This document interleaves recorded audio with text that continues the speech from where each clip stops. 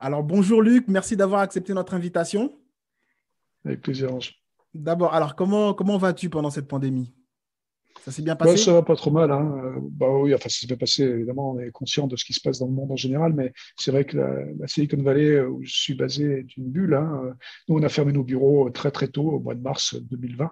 D'accord. Et donc, on était déjà set-up pour travailler en remote, hein, tout le monde, Oui, parce que oui. j'ai des équipes, par exemple, un peu partout. Donc, du coup, étant donné que le travail était déjà distribué, les équipes étaient déjà distribuées, c'était pas très grave d'avoir les gens à la maison ou au bureau. Alors, évidemment, quand on crée quelque chose avec les doigts, quand on fait un Mhm. robot, quand on fait des choses comme ça, c'est un peu plus compliqué. Mais sinon, en général, pour le software, ça s'est pas trop mal passé. Donc, en gros, pour mes équipes, ça s'est relativement bien passé. Et encore une fois, la Silicon Valley elle-même n'a pas été trop touchée par la pandémie elle-même. D'accord. Alors, tu es le spécialiste, l'un des spécialistes mondiaux de l'intelligence artificielle. Tu as travaillé pour les grands de la tech. On aimerait savoir pourquoi les gens ont aussi peur de l'intelligence artificielle. Ils ont peur de l'intelligence artificielle parce qu'on aime bien se faire peur, hein. C'est clair que depuis, on va dire, 7 8 ans, que l'intelligence artificielle commence à atteindre un peu le grand public, que le grand public commence à comprendre ce que c'est, enfin, qu'on nous dise ce que c'est. Parce que le problème que j'ai, moi, aujourd'hui, c'est que les médias, en général, préfèrent faire peur que de dire la vérité. D'accord. Parce que ça fait des jolies couvertures de journaux, ça fait des gros buzz. Quand on dit les robots vont nous tuer, les robots vont nous remplacer, Oui. c'est beaucoup mieux que de dire l'intelligence artificielle, c'est que des maths.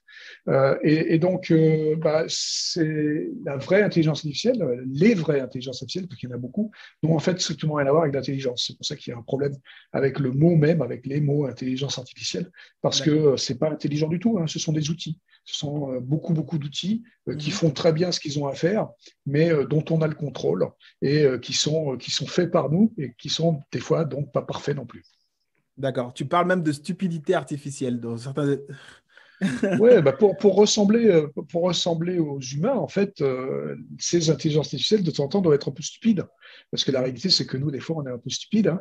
Et donc, du Oui. coup, ouais, on est obligé, des fois, pour que ce soit ce qu'on appelle des IA anthropomorphiques, donc des IA qui vont nous ressembler, qui vont ressembler au monde, Oui. on est obligé d'intégrer, d'ingérer, d'insérer un peu de stupidité artificielle à l'intérieur. D'accord. Alors, tu es au cœur de toutes ces innovations depuis maintenant 30 ans. Tu as travaillé pour Apple, Samsung, aujourd'hui pour Renault. Est-ce que la France est en retard par rapport à ces entreprises? Ouais. Je pense pas. Donc, on dit souvent, on aime bien se flageller en France, hein, c'est un autre truc qu'on aime bien mettre le devant des journaux. Oui. Mais je pense pas qu'on soit en retard. Je pense qu'au contraire, si on réfléchit et si on regarde un peu ce qu'est l'intelligence artificielle et ce que nous, on fait dans nos études, etc., on est même plutôt en avance. Donc, l'intelligence artificielle, c'est quoi? C'est les mathématiques, comme je disais tout à l'heure, c'est juste des mathématiques. Et il se trouve qu'en France, on est assez bon en mathématiques. Et ça, D'accord. pas depuis hier, hein, depuis des années, hein, depuis le siècle des Lumières, on est bon en maths. Et la preuve en est la médaille Field, qui est l'équivalent du prix Nobel en mathématiques. La France est un des plus gros lauréats de médaille Field dans l'histoire. Parce qu'on a plein de gens qui sont très très bons en mathématiques. Alors pourquoi? Parce qu'on a un système éducatif qui est extraordinaire. Alors il faut faire attention.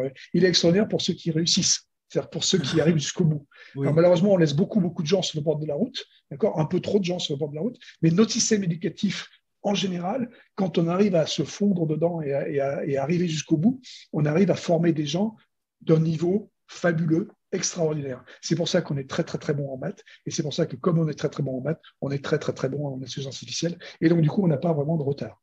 D'accord. Donc, ces histoires de vassalité numérique des États-Unis, de l'Asie sur l'Europe, tu n'y crois pas? Alors, il y a un truc, par contre, auquel il faut faire attention, c'est qu'on a un problème de sous, par contre. Ça veut dire quoi? Ça veut dire qu'on a des idées. C'est un peu comme le slogan des années 70 avec le pétrole, hein. On n'a pas de pétrole, mais on a des idées.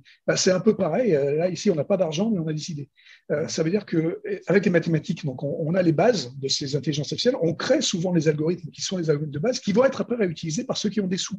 Ça veut dire quoi? D'accord. Ça veut dire que justement, les gens vont partir, ils vont partir en Chine, ils vont partir aux États-Unis, ils vont partir un peu partout, parce que, ou alors les gros, les Américains, etc., vont venir s'installer en France pour pouvoir tap in, pour pouvoir prendre les productions de nos cerveaux.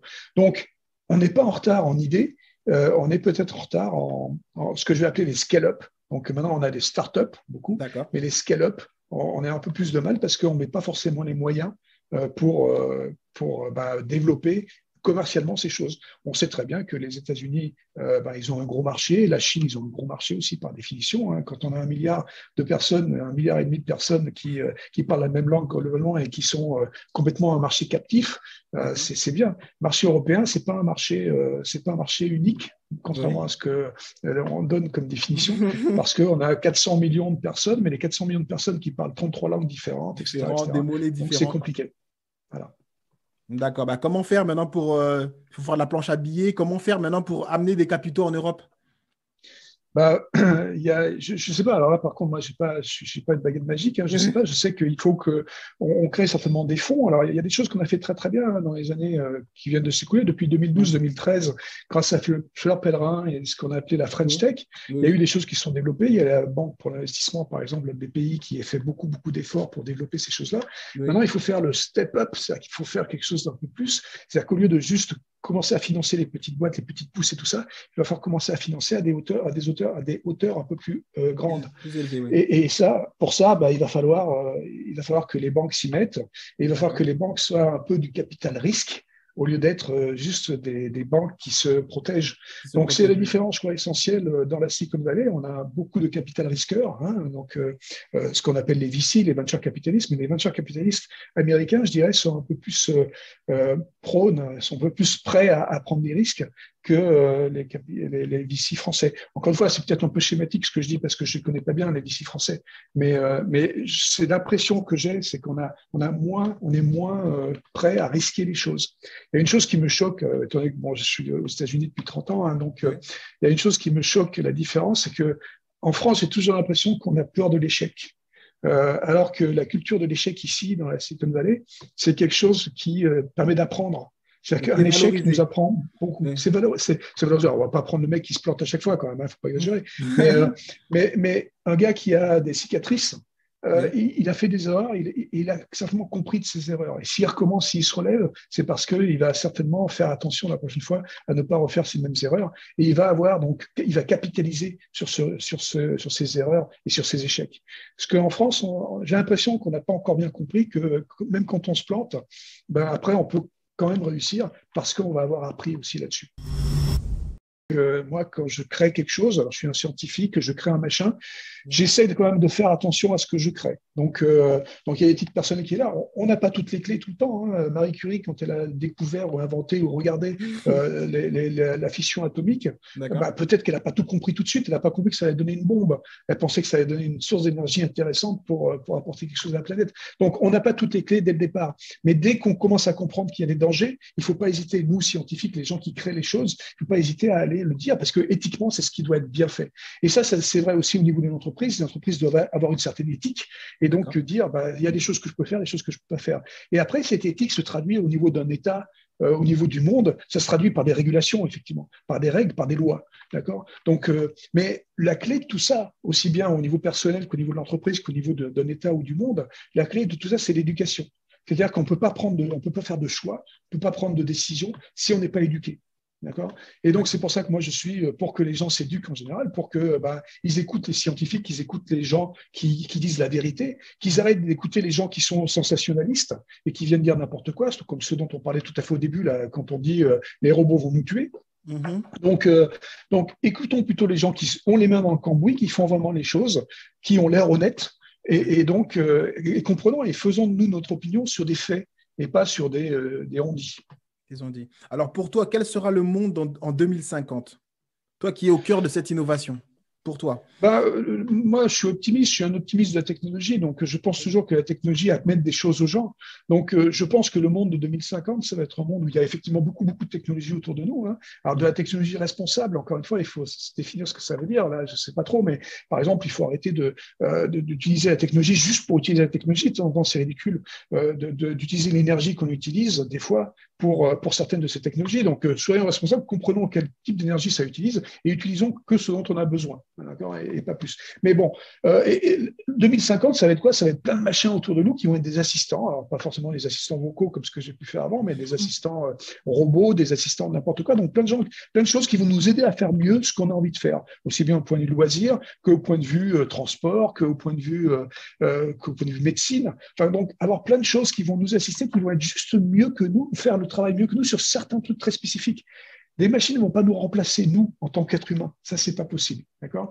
Par contre, elles vont nous aider dans des tâches très, très particulières. C'est ce que sont les outils. Quand on crée un outil, par définition, il va nous aider à faire quelque chose de mieux. D'accord ? Eh ben, on va avoir donc plein de petits outils, ces assistants, d'accord, qui vont être autour de nous, qui vont nous permettre de libérer du temps pour faire encore plus de nouvelles technologies et de nouvelles choses, des choses qui sont intéressantes, qui vont permettre d'avoir ce que j'appelle le self-development, donc quelque chose où on va pouvoir se développer soi-même. Et puis peut-être aussi, ce que j'espère moi, et ce que j'utilise la technologie aujourd'hui pour moi, chez moi et tout le temps, pour pouvoir avoir plus d'interaction avec les vrais gens, pour pouvoir avoir plus d'interaction sociale, pour pouvoir avoir plus de temps.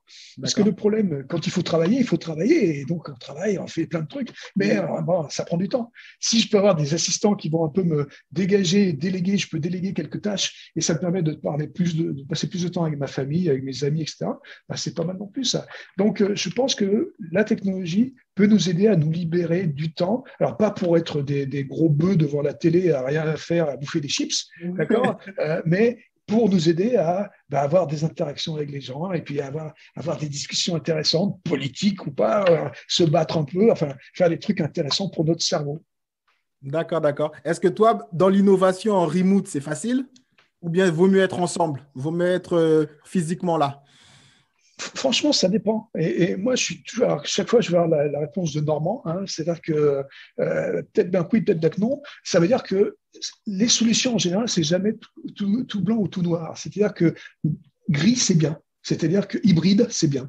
Et là, en l'occurrence, on a vu pendant cette pandémie que, bon, c'est vrai, full remote, au bout d'un moment, des fois, c'est embêtant quand même. Hein, d'accord ? On aimerait bien pouvoir aller discuter avec les gens, aller autour d'un tableau blanc et puis être plus interactif et tout. Alors, il y a des outils qui permettent de faire ça, oui, mais c'est quand même pas pareil de sentir l'énergie à travers un Zoom. D'accord ? Donc, mais remote aussi, c'est bien parce que ça nous laisse quand même plus de temps. Par exemple, ici dans la vallée, il y a beaucoup de trafic. Donc, du coup, les gens ont plus de temps parce qu'ils ne sont pas dans leur bagnole à faire 1 heure de trajet.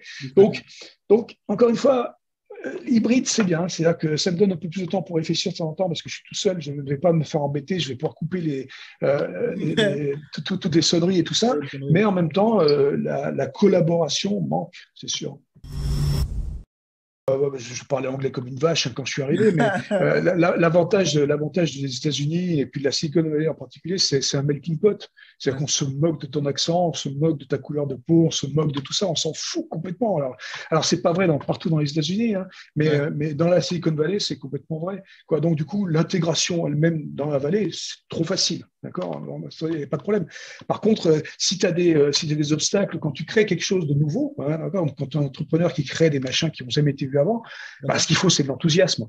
Hein, donc, il n'y a pas photo. Donc, il faut aller exciter des gens, il faut aller leur expliquer, il faut aller les monter avec toi, et puis il faut qu'on crée des trucs ensemble et qu'on soit tous excités ensemble. Je pense que c'est ça la clé. La clé, c'est l'excitation.